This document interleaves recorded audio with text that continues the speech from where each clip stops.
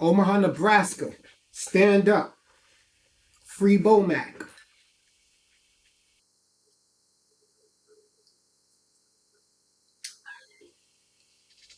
Those are some good ass tears. This is some of the best tears I ever tasted. Let's talk about it.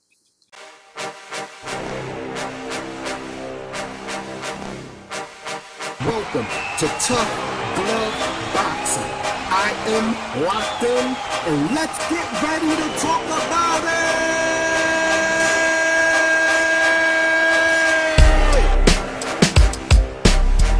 I did a video, right? 2 videos back, about 2 days ago, called Skillmatic. Shout out to Terence Crawford, Free Bomac, right? And since then, some news has come out. I usually like to wait a little while, but I can't wait on this one because Jermell Charlo has an incredible feat ahead of him. And I want to really start digging into that and talk about that because that's my favorite fighter as well. And I feel like I'm not giving him his just desserts by talking about his upcoming challenge against Canelo Alvarez. And I want to spend pretty much the rest of next week focused in on that because that's a big deal. And it deserves the attention of the boxing community. Now, allegedly, Terence Crawford wants the rematch at 147 pounds. Immediately, everybody starts crying, right? All the Errol Spence fans feel like he's been slighted. They're calling Terence Crawford every name in the book but a child of God, right? He's a snake, a backstabber, you know, salute to blue blood. And see, this is why I say I don't feed into the tribalism thing because I don't always agree with everything everybody says, but they seem to think that Terence Crawford is in the wrong. They seem to think that Errol Spence did Terence Crawford a favor by participating in the biggest fight of his career, right? Participating in the most fight that made him the most money that he's ever made in his career. But, you know, everybody feels like Terence Crawford slighted him in some kind of way. Now, I just want to clear up a couple of things. First of all, shout out to my thumbnail. Put respect on my thumbnail. Look at that. I put a lot of work into that thumbnail. I wanted to make sure that I got the message across. Did I get the message across in the thumbnail? Get in the comment section and let me know if I got the message across. You see, because it's not about how you feel. It's about what is. Terence Crawford right now is the king of 147 pounds. He's the undisputed king of 140 pounds, of 147 pounds. He was the undisputed king of 140 pounds, okay? And boy made history twice. First to do it in 12 years, first to be undisputed at 140, first to be undisputed at 147. Possibly may even be able to accomplish a third undisputed at 168. You know, but that's neither here nor there. Right now, one step at a time. So apparently, Terence Crawford is a backstabber. He's a snake, right? He's not a man of his word, right? He's all about, he's greedy, cocky. He's all of these things. But what he is, the king in this one, right? His name is his name. Bud. B-U-D. Baddest undisputed dog. Heavy is the head that wears the crown, but the point is he wears it. See, now when you the king, you impose your rule. I once heard a whole fan base as early as last year say to Terence Crawford, take whatever you get. Remember that? Even Jermell Charlo. Shut up. Be humble. Learn how to be a challenger. Take less money. Right? All of that.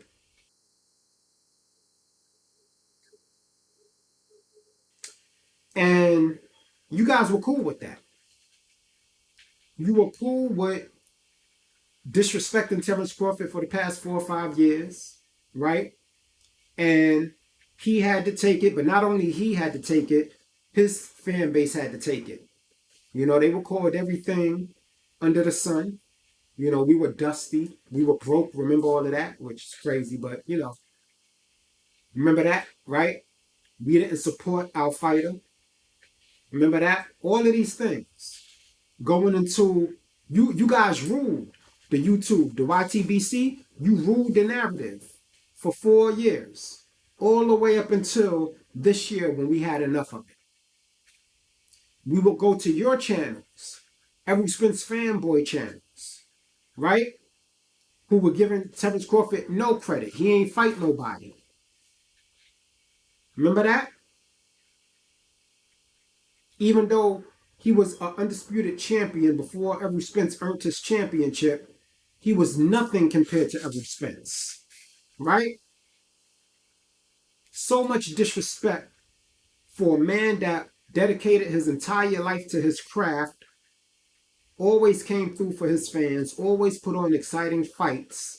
And it got to the point where you guys, it wasn't even discrediting him wasn't enough. Whoever he beat was trash. Remember that? Even Showtime, Sean Porter, a fighter who fought everybody, a throwback fighter, who gave us every fight he ever had was exciting. I mean, every fight Sean Porter had was exciting. You even stripped credit from him. Right? Kell Brook got no credit. Mean Machine got no credit. None of his opponents got Gamboa, none of them. It was always something wrong. Right? Errol Spence was that guy. Terence Crawford was manufactured, smoking Marys. And all he did was dedicate himself to the sport of boxing and try to get his respect. Right? Try to get his fair share of what he felt like he deserved and what he earned for his sacrifices. Stayed the course. And we will go into these YouTube channels, subscribe to these Errol Spence fanboy channels, provide our viewership to these channels, give them super chats to put our little 2 cents in. We wouldn't even get our super chats read. They wouldn't say our names on the super chats. We will get yelled at, just totally disrespected in these communities. On these Errol-sexual channels, they wouldn't even read our super chats. Y'all remember, guys? We would take money out of our pocket, put it in their pocket, and they would still, like they didn't, like we was dust. Right? Terence Crawford been chasing his boy around for 4 or 5 years. He calls him, right? Finally, the fight gets made. Errol Spence realizes, listen, if I try to leave the division without fighting Terence Crawford, I'll never reach my goal of undisputed. And they're going to say I ran from my goal because of Terence Crawford. He had no choice but to fight Terence Crawford. So I got a question right quick. Why, when it comes to Terence Crawford, did he stay in the division too long? Why, when he fought Ugas, which was just last year, he wasn't in the division too long?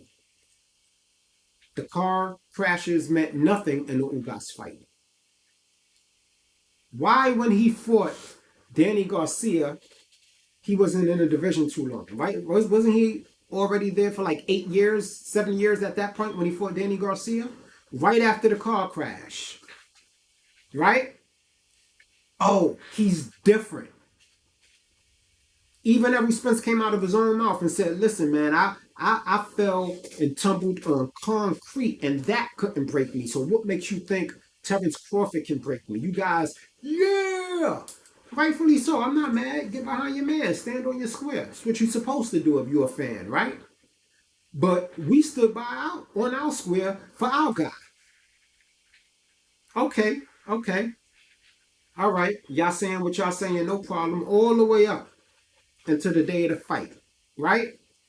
Everybody was gung-ho. Now it's going to happen. They both look ready. They dogs. Nobody had a problem with anything, how anything looked. No weight drain questions. No rumors about ribs being broken. No rumors about sparring not happening. None of that. In fact, y'all were saying that Terence Crawford struggled with the weight. Why is Terence Crawford sparring so close to the match? He's risking an injury. That's the reason why Errol Spence didn't take a tune-up, because he didn't want to risk the fight, right? Even though Al Heyman wanted him to fight Keith Thurman in February. But he don't take tune-ups, remember? He's different. Them Texas boys is different. July 29th. And I really had fried fish that night. I got a picture of it and everything, but I'm not going to go through it. We went, my wife fried that up, fries, you understand? And then Terence Crawford served up the big fish before the world. Made it look easy. Like he said he would. No respect, no credit after that. He knocked down the final obstacle to what was supposed to be a path to his greatness, while the media did give him his respect, right? A lot of the YTBC still claim he cheated. They came up with literally over 21 excuses. I'm not even lying. So, after Errol Spence gets dominated, they ask Errol Spence if he's going to reenact the rematch. Of course, Errol Spence is a dog. He's a real one. He takes no credit from Terence Crawford, unlike his fan base. And he says, yeah, he wants to do the rematch, and hopefully they can do it at 154. That's what he said, hopefully. So then the reporter asks Terence Crawford, and Terence Crawford says, you know, it doesn't have to be at 147. That's what he said. He said, it's not too far-fetched because it's hard for me to make 147 too. And I was going to go up to 154 and challenge Jermell Charlo anyway.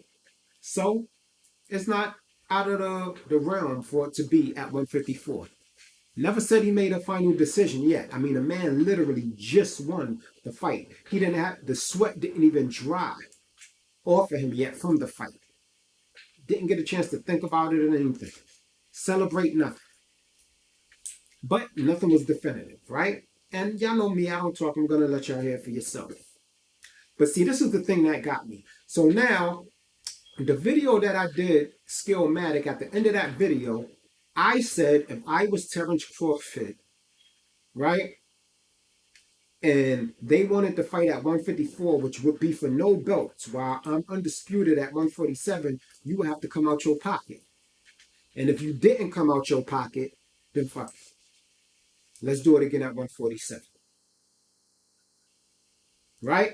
I said that. A couple days later, matter of fact, the next day, the rumors start circulating. Terence Crawford wants to fight at 147. Nothing to do with what I said. It's just a coincidence. But I was happy to hear it, right? Because the truth of the matter is, nobody really wants to see this rematch that bad. Nobody really thinks that the outcome is going to be different at 154 except the diehard Errol Spence fans. And I admit, Errol Spence deserves to get an opportunity to get his get back. But what he doesn't deserve is to get the opportunity to get his get back on his terms. Now, everybody's calling Terence Crawford a snake. He's deceptive. I say he's shrewd and he's a chess player. I say a man who you gave no respect to all the way up until the very night of the fight. A man who you discredited. Him, his team, right? Talked about his mama ain't gonna be dancing. And now y'all mad because he's not giving your man a favor. Talking about, oh, Errol Spence went out of his way to give Terence Crawford all he wanted. Did he? Did he now? Because from what I understand, Errol Spence got the lion's share of the deal.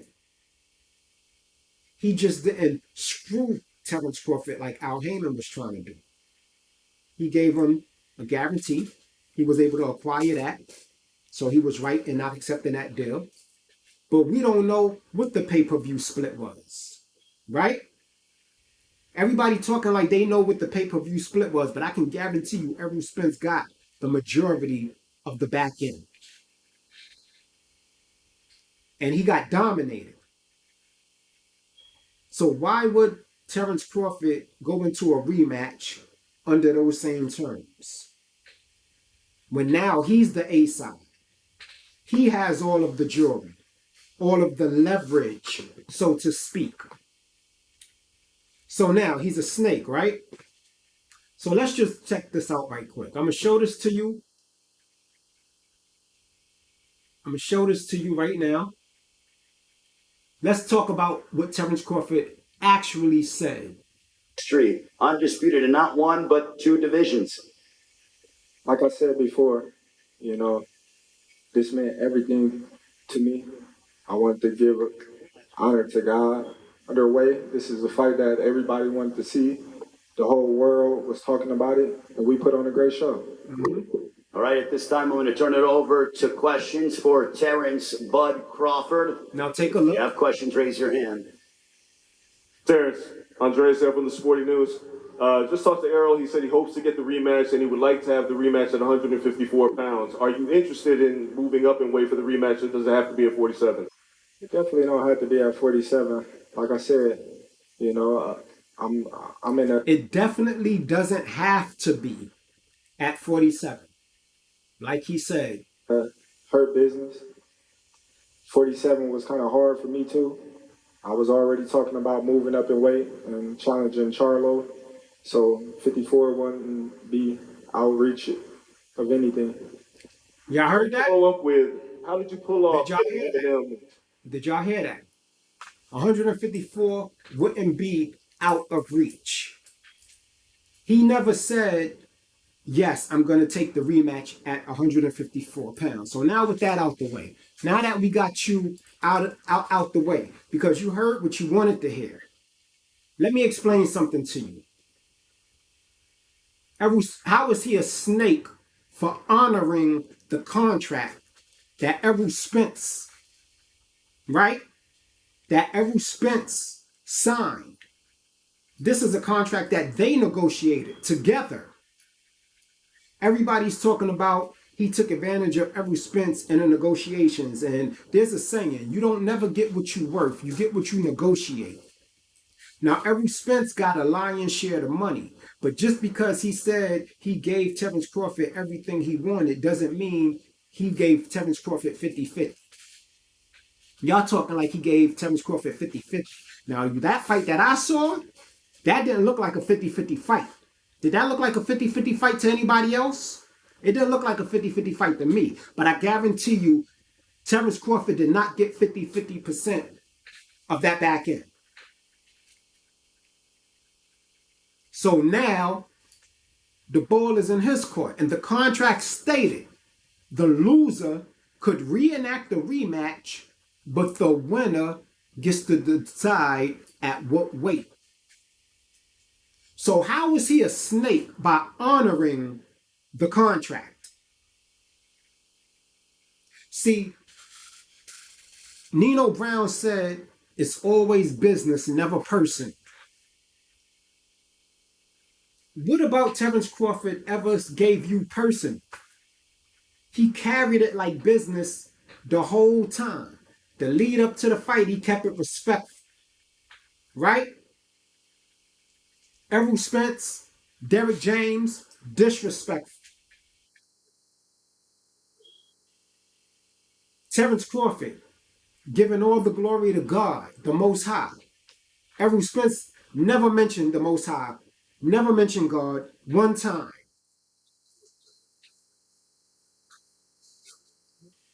God gave Terence Crawford the greatness so that he could get the glory.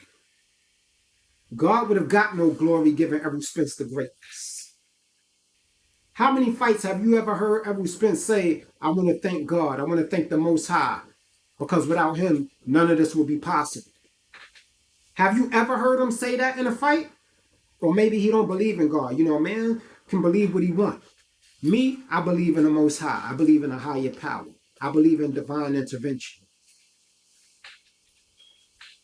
So Terence Crawford is a snake now because he won't do Errol Spence a favor. So now Errol Spence, right, fighting Terence Crawford, which was the most lucrative fight of both of their careers, and a legacy fight for both of them.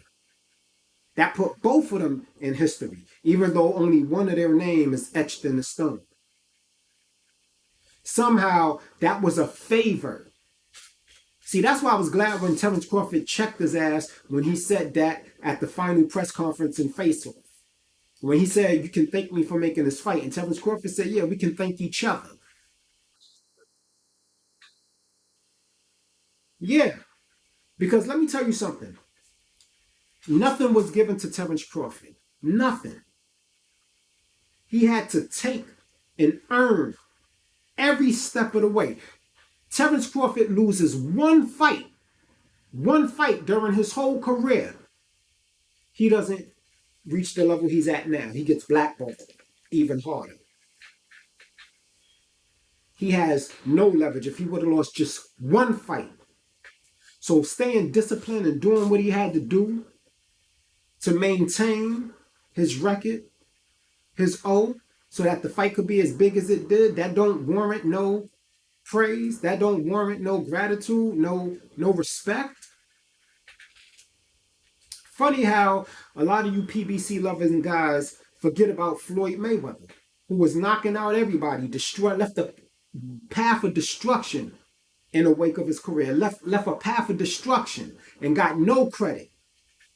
Couldn't get an opportunity. Got screwed over when he finally did get his Errol Spence versus Terence Crawford moment against Oscar De La Hoya. And even after that, still got no respect. That was supposed to be the pinnacle of his career, and he retired. And what they do, they try to throw Manny Pacquiao to replace him right away. Stopped everybody. And because his hands got brittle, he had to switch up his strategy in fighting, and he became a defensive genius. And now they act like they forgot that Pretty Boy was stopping everything he got in the ring with. That didn't matter. Now he's a runner. You would think that the second half of the owner of the PBC, according to Floyd Mayweather, you guys will be able to relate to what Terence Crawford is going through.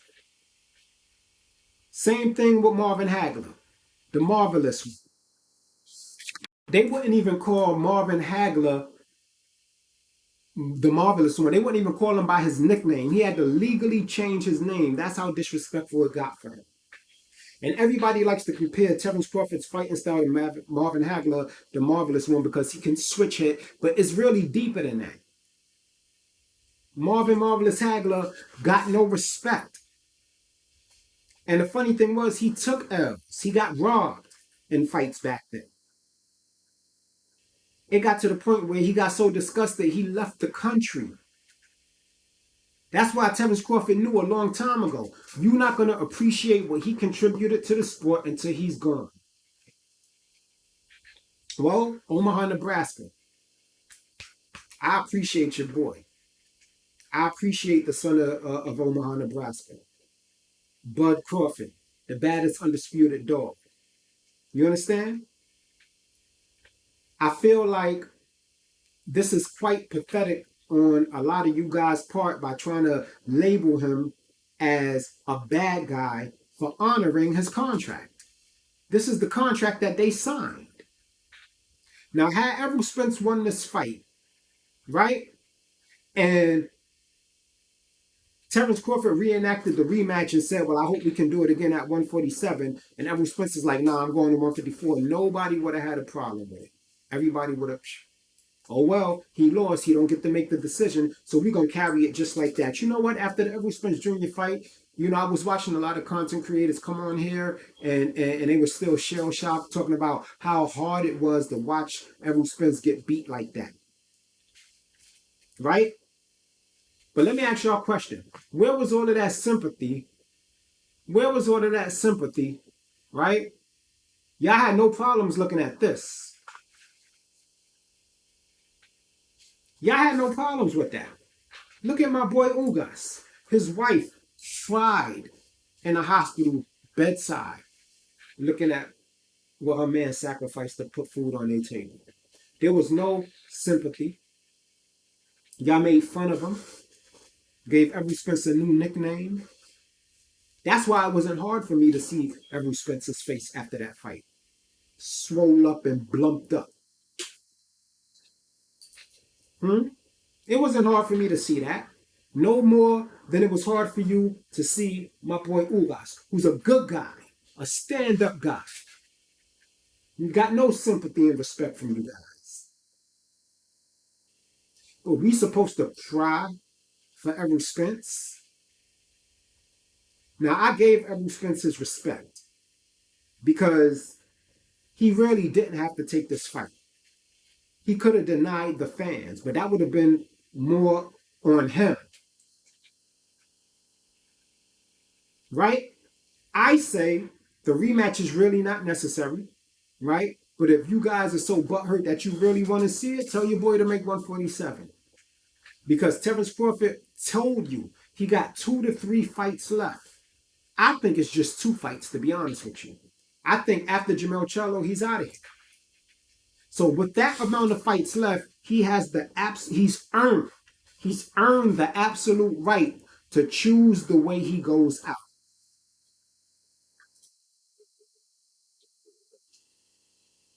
Now, if Errol Spence turns down 147, which is not guaranteed that he will, I don't think Errol Spence would turn it down. Because, like I said, why was it all of a sudden it's too hard for him to make 147 now to the point where it affected his performance so poorly when it wasn't the case with Ugas, it wasn't the case with Danny Garcia, which was a tune-up, by the way. It wasn't the case with Sean Porter, right? Only until he ran into Bud Crawford, the smaller guy, was it an issue. And after the fight, you gave him no respect. He's a cheater. Victor Conte gave him undetectable drugs. Errol Spence was a clone. Terence Crawford had loaded gloves. All of this stuff, instead of just saying the better man won that night. That's why I made the thumbnail that I did. His name is his name. And heavy is the head that wears the crown, but goddamn it, he wearing that motherfucker. And he's exercising his A-side privilege. And there's nothing you can do about it. But cry.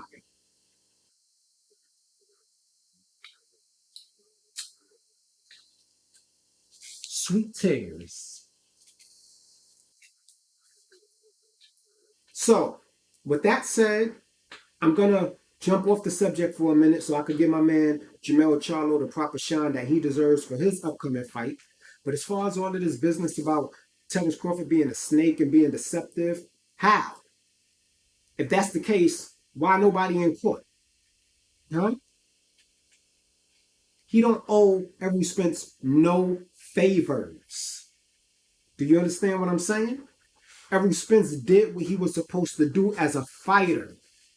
That's just a fact of the matter. He was the best. His goal was to be undisputed. He had one belt to get. Terence Crawford had that belt. In order to reach his goal of being undisputed, which he set years ago, he had to go through Terence Crawford. He ran into a brick wall. He didn't get through Terence Crawford. But that was the goal he established. Terence Crawford never told Errol Spence to go for undisputed. Errol Spence could have just been left the division, vacated his belts and left. Bud would have still became undisputed, but Errol Spence didn't have to do it. Errol Spence did that because he wanted to add his name to the undisputed list, and he fell short. And the funny thing is, the rematch wouldn't even really be any redemption towards his goal because it would be at 154, and it wouldn't have been for the belts. So that would have just been an attempted better showing, if you will. And if that's the case, why would Terence Crawford even waste his time just so Errol Spence can put on a better showing? Let him go fight somebody else to show that he still got it.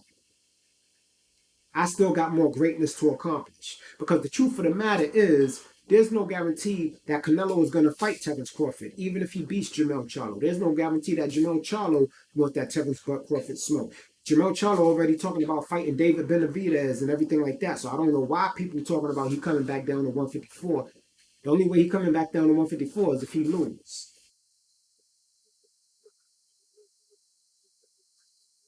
Right? He already made it clear he don't want to fight Errol Spence. So Terence Crawford gave him a decision. The contract states the winner gets to choose the weight. He chose the weight, either make it or move on.